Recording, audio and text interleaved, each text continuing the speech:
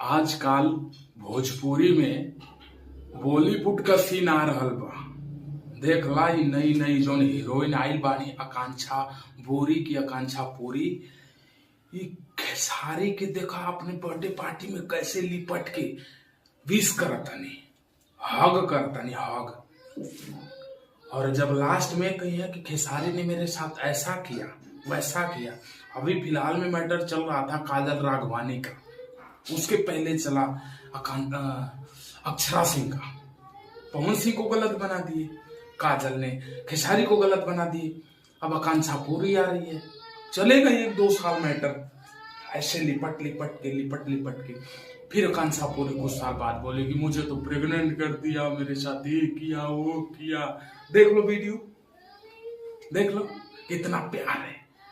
हाँ बैल मुझे मार, वो हालत है, ऐसे पकड़ रही है।